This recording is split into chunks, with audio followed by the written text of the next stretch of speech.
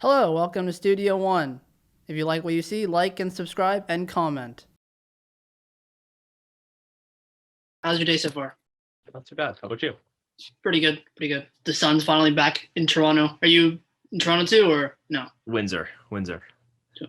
Yeah. So it's like yesterday. Honestly, man, yesterday it was like I think it I think it touched like 18 degrees at one point here, Yeah, and now it's 12. Like can't ask for much better than that. yeah, it's so refreshing. Yeah, it's nice. Yeah, it's pretty cool to get you on because the first time I did the interview with you guys, it was Tariq. So really cool to get you on. Yeah, Platform. yeah. Tarek, he last minute was just like he had some work come up or something, and he won't be able to join. But Yeah, happy to do it for you. for sure. So the platform is called Studio One. I pretty much started it about a year ago now. It's kind of like a platform that I really wanted to build so I can like highlight acts in Toronto, local ones, Cool. and then of course embrace acts around the world and all across Canada. So to get you on, as a group for the second time is really cool. Sweet. Thanks for having us, man. Sure. Before we begin, can you briefly introduce yourself and then we'll get started? Yeah, sure. So my name's Justin, and I play drums in the Blue Stones. We're a kind of rock duo, I guess. I don't know. I always have a hard time categorizing things, Yeah. but generally in the universe of rock and roll, from Windsor, Ontario. Cool. So the last time I kind of chatted with, the group, was insanely enough, like I think I posted the interview February 26th of last year. Wow. So a few weeks, of course, COVID would hit and things like that. How have Yeah. you guys as a, before we really get into music, how have you guys as a duo, been kind of handling that since then? I know around that Mhm. time with this album that you're about to release. I think around that time it was supposed to be coming in the summer. So how did you guys, kind of connect? But also on a human level, how have you guys been doing? Yeah, man. It is funny to think like I was looking at my Instagram story archive or whatever, and it was like on this day a year ago, I was packing for tour. Yeah, And I posted this thing. I have this sweater that I've like worn to death, but I love it. And I like posted like, is this iconic enough that I have to bring it on every tour that I pack for, or what? yeah, And I was like, shit, I haven't packed for a tour since then, a year ago, and that's the first time in a long time. Which to be honest, has kind of been refreshing. And in a sense, it's been refreshing. Um, I've seen I've heard of a few musicians who have put it that way. Just like the grind, it was nice to have the grind come to a halt for a yeah, little for bit sure. and have some time off. I mean, there's a lot of people that are in a worse place because they're unable to tour, like a lot of crew and stuff. And obviously, you know, those people are like the lifeblood of the touring industry and whatnot. But from the artist perspective, it's like, okay, well, if I can take a break, I will. Yeah, And so it was a little refreshing. Um, and then, yeah, man, just from the human side, like, I don't know, I finally reached the point now where I'm like ready to get back out and ready to like travel again. And it was just nice to spend so many consecutive nights in my own bed, for the first time in a long time. Um, and I think I'm now just kind of getting over that. Like, okay, now I'm ready to get back to what for me was regular life, which is traveling more often, playing shows, connecting with people more.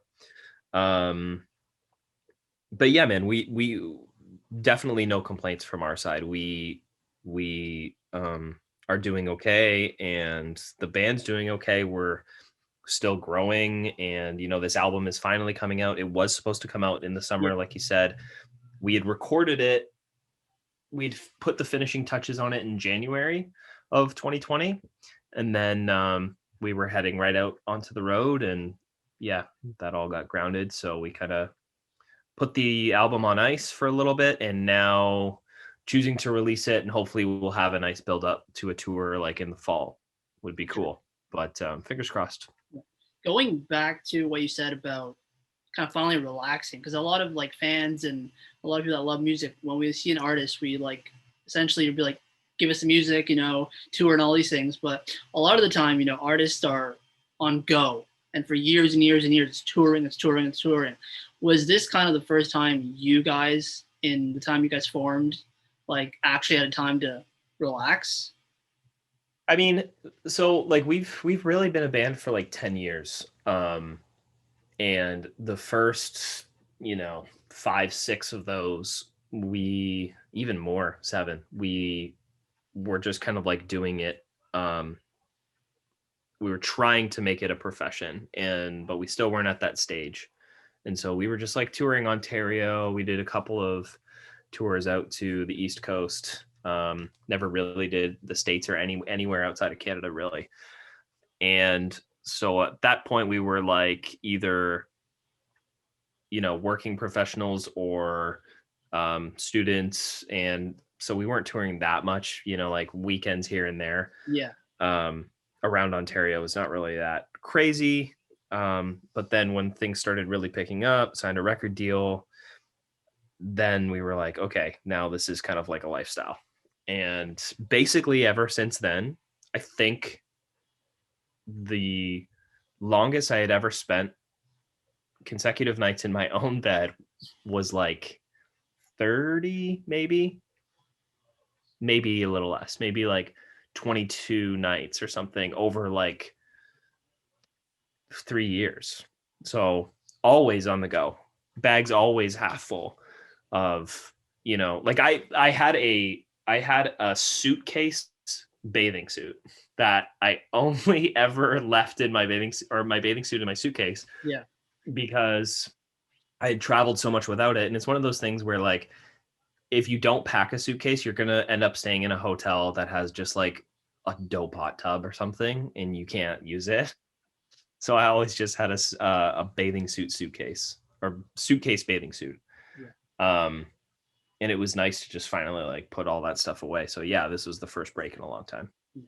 And does this time period, like when it comes to the music, I know with by the time this interview comes out, the album will be out.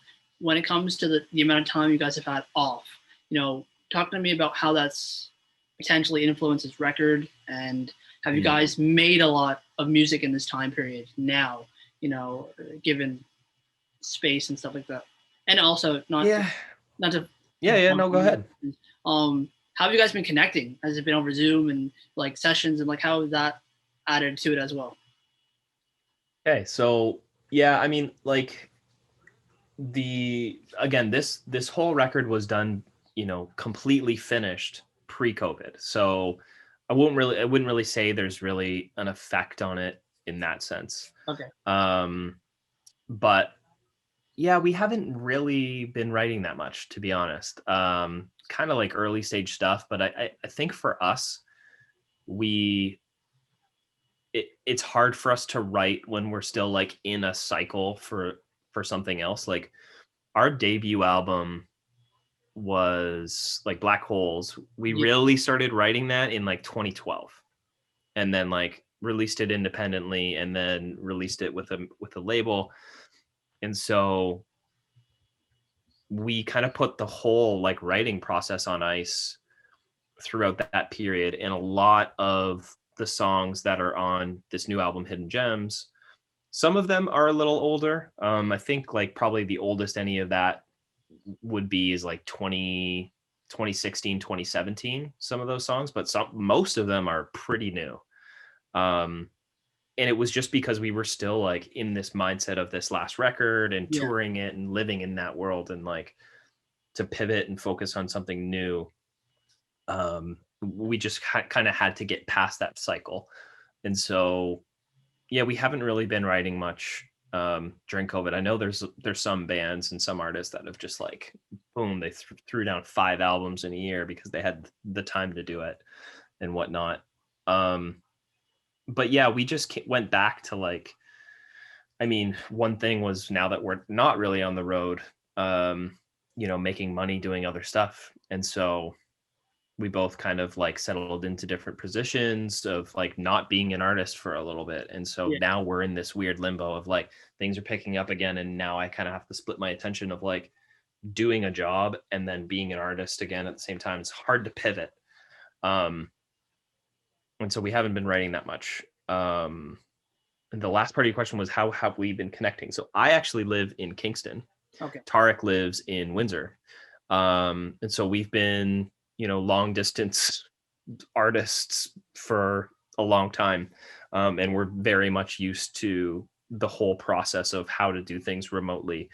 And even when we were living, literally, we were roommates in the same house when we wrote Black Holes. We generally didn't write at the same time in person. I was working midnights. I was a student, but I was also working midnights.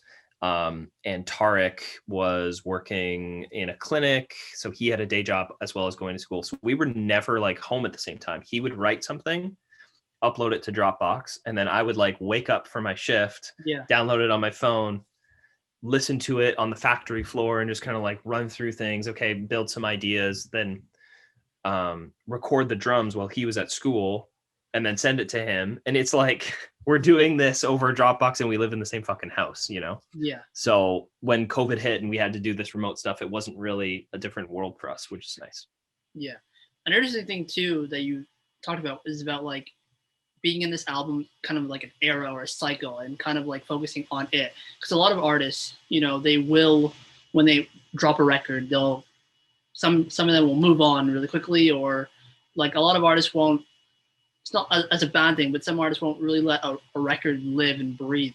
How have you guys kind of come together as a unit? Because that takes a lot of patience and a lot of understanding to like let a record breathe properly the way it's supposed to. Talk about that. Yeah, and you know what? It's funny. I kind of like feel this sort of unconscious pressure to like move faster. In a lot of ways, I look at like we've been a band for 10 plus years now, and we haven't even released our second album yet. Like, we've made other releases independently, but this is like our second full length LP. Yeah. It's not even out yet. And, are we moving fast enough kind of thing? And yeah, I don't know. It's kind of funny. Like, maybe we are doing this the right way. I mean, I wouldn't really say like, I'm definitely very happy with the success that we've achieved.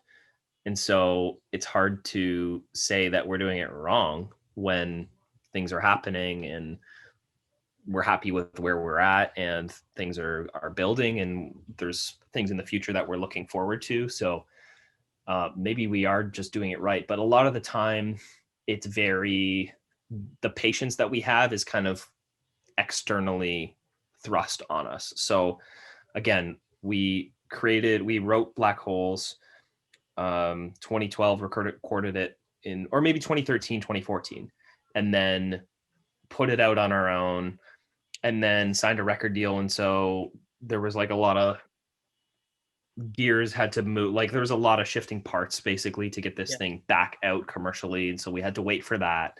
And then now it's out, you have to play it out as a cycle as if it just came out. So you're not going to release anything for another year and a half, 2 years now. And then we do this album. And finally we were playing some shows in Europe and we were playing songs that we had written and recorded in the last few months and just released, like Shaking Off the Rust. Yeah. And that was cool and exciting. We had this whole album that was like, we're going to release it within a year of writing and recording it. And then COVID hit. And now it's like, well, this album is old again, man. Like we started doing the first writing sessions. Now, by the time that this comes out, the first writing sessions would have been done like at least 18 months, 20 months before that. And so it's like, these songs are already almost 2 years old to me. And I don't know, maybe that's a good thing, but yeah, I don't know. Maybe for the next cycle, we might, especially because we haven't started writing yet, we might just keep at this pace. I don't know. Maybe it's just meant to be. Yeah, because I think, because when you look at artists that you can see them spanning a career of 10 plus years, 20 years, and they only have like 4 studio albums. And a lot of fans will say, we need more, we need more. For example, Lorde is an artist that's started out in 2013, but she's only released 2 records. I think it takes a lot of patience to be like, I'm gonna do it my way. So I think for you guys, I think there's that similar parallel to an extent to say I'm gonna do it this way. But yeah. And I think it's in part genre specific too. We kind of tried to do the single thing on this cycle. I don't think we really did it properly. I think we waited too long between individual singles, but like the idea that we wanted to do was just like record songs and put out like 5, there's only 10 songs on this album. 5 of them are already out. Yeah. And if you can put it out consistently, if you can consistently put out high quality content, then maybe you should, or if you want to. But if you think that you need to take the time to get it right, then I think that's always going to be better in the long haul. And I guess that just seems to be the way we work. We kind of go long periods without creating stuff. It's kind of worked so far. So yeah, I don't know. I can't really argue with the method. Yeah. And this new album, for you guys, I know it was supposed to be out, last summer, but kind of even still to the sort of sense of this, what this album represents, whether, it's the songs on the record, for you guys, what does this album represent? Because of course, as fans, we're going to listen to the record and have our own kind of take on it. But for you guys in your career right now, like what does this chapter represent? This is kind of like for us coming into our own and like settling into our own style. And I think the last one was more like coming out with something to prove. And now this one's kind of like we're past that. This is our own thing. We're making this for our own fans. Always trying to grow our fan base, definitely. The more the merrier. But it's more of like when we used to play shows when we were touring with Black Holes and we were on tour like supporting other bands as the opening act, those shows always felt different because it was like no one here knows you. Yeah. And you're going out and you're trying to show them and give them a good time without them knowing what they're in for. And then we started doing headline tours. Like we had done headline tours before, but like when we were independent, you're playing to clubs where there's like 20 people. It doesn't really count. Yeah. I mean, it does, but we started doing headline tours where there was like a couple hundred people in every city that we play. And I remember being more nervous for those because I'm like, if we go out and we're just the opening band and we don't play so great, someone's going to be like, oh, okay, whatever. I didn't know this band and they're okay. Anyway, I came here to see the opening or the main, the headliner. Yeah. But if you're doing a headline show and you go out and you fuck it up, at the best, you look stupid. And at the worst, you just completely ruined someone's night. And like they spent money to be there and maybe they took their friends and maybe they went to a special restaurant before because they've always been waiting to see you and wonder what you're going to be like live. And so I was always way more nervous for those because, there's high expectations and I don't want to ruin anyone's night. And so now that we've done that and like did it successfully and kind of came into our own, this album is more about like understanding and lyrically the theme of the album kind of touches on this too, is like understanding every part of who you are, the good and the bad, and kind of just coming to terms with things and sort of like reflecting on not being so judgmental about how you should be or how you shouldn't and just kind of like experiencing it. Yeah. And so I think this album more represents like for this stage in our career is more of like, yeah, we're comfortable with where we're at and what we do. We're not necessarily trying to do things to appear a certain way or please certain people. It's just us on display. For sure. And I wanted to touch upon you guys working with producer Paul Meany on records and things like that. I know some quotes that I've read, it's kind of like working with him has kind of allowed you guys to like tap into different sounds and things like that. And I know in this like industry genre that we're living in now, it's hard to really touch upon an artist and say this sounds like that. It's hard to label the genre nowadays.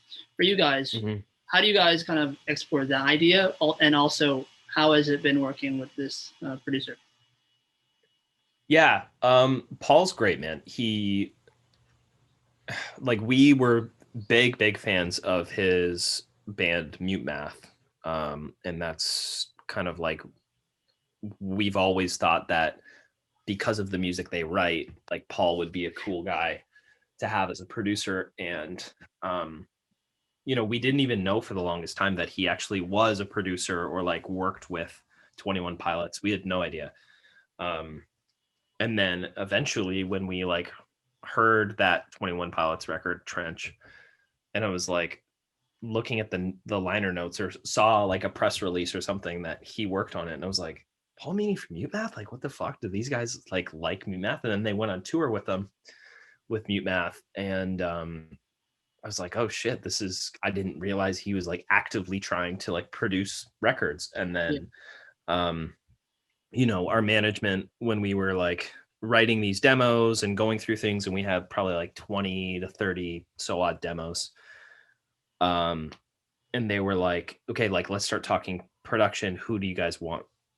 Who's in your sights? And I was like, Paul Meany, but I mean, like that's a reach, man. That would just be like shooting for the stars. But like he's number one, and I mean, if I want to be realistic, and I keep going down the list, and he's like, hold on a sec, give me a few days, and comes back, and Paul was like, yeah, I'm in, and he just like, I don't know, our manager made some kind of connection. He knew 21 Pilots manager somehow, and he was on board, and we were like, oh shit, man, this is crazy. Like literally one of our heroes. We've gone and seen Mute Math and like so many times, and like waited in line for like couple hours to see his shows and whatnot, and now he's inviting us to his house in New Orleans to like stay with him and write music for a weekend. Like crazy. And so Tarek says this well, the old phrase of like, don't meet your heroes. Paul's the complete opposite of that. Like if he's someone that you like his music, he's like the coolest guy and very down to earth and like always there to help. And he's like, I could call him up right now and ask him if he wanted to jump on this podcast. He'd probably do it if he had time. Yeah. But like I call him with like, if we're having like issues in the industry, or just I need some insight on like, man, how do I like go about like hiring a guitar tech or something? He would be the first guy I would call. But musically, he taught us to like really pay attention to the lyrics. That was something that Tarek never really like cared about or paid much attention to. It was just like something to accompany the music. And Paul was like, no, man, you have to like, you should try your hardest to make something that someone is going to connect with, because it just gives that extra level of depth that someone that might take someone from casual listener to fan. You never really know. And that's kind of just what makes a good song, or it's part of what makes a good song. And his production style is definitely a lot more it's more of like a higher production style, or it's a little like more shiny and glossy than I think what we were used to on Black Holes, which it was more like raw and gritty. But I like that. I like how we naturally have this kind of like gritty, low production kind of thing that we're doing, and he just kind of like elevates it a little bit, and brings it more into like the pop world, which Tarek and I are definitely both like fans of pop music. And what I'm not trying to say we're trying to make pop music, but I think that sensibility just happens to lend itself well to what we're trying to do. And he just is really good at the techniques and kind of taking what we have, and he sees where we're trying to go with it, and then just brings us there. If that makes sense. No, it definitely makes sense. So by the time this interview comes out, the album will be out. So a question that I wanted to ask you, like near like the final notes and things, is how do you feel? I know the record, again, was supposed to be out last year, it's completely done and things like that. But again, how do you feel about the record now, and how are you going to feel when it's finally out? and it's out of your hands. Yeah. So I've had enough time now to like separate myself from it. When you're like, obviously when you're recording it, you're playing it, playing each song 20 times a day, just doing different takes, trying different experiments on it. And then like I particularly am like just sitting there, like watching Tarek play guitar on it, then layer on bass, keys, sing. And it just gets so repetitive. And then you have to like do it all over again for mixing and mastering. Every time a new mix comes through, you got to listen to it 10 different times. It's like, holy shit. So when the whole thing is done, I'm always like never touching this for like at least 3 months. Yeah. Just to get it out of my brain. And then I can come back with fresh ears and kind of like appreciate it as a whole. And I listened through again probably about a week ago, for the first time in a long time, just like a true listen through. And it's great, man. I'm really happy with where we ended up. I don't really think there's any songs that like fall behind. And it feels cohesive while kind of the songs all have their own sort of like life. Yeah. And yeah, man, I'm pretty stoked on it. I can't wait to play a lot of these songs. That's going to be cool. And I just hope that the fans feel the same. Perfect.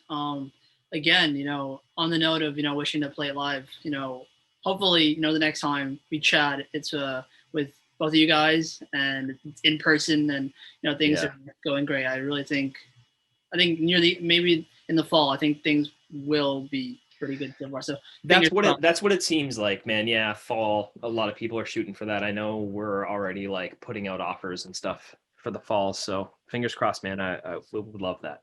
For sure. Again, thank you so much. Take the time out. Again, I've had a chance to listen to the record front and back. Really, really enjoy it. Thanks, man. And I can't wait for you guys to finally release a record and not have the world kind of stuff.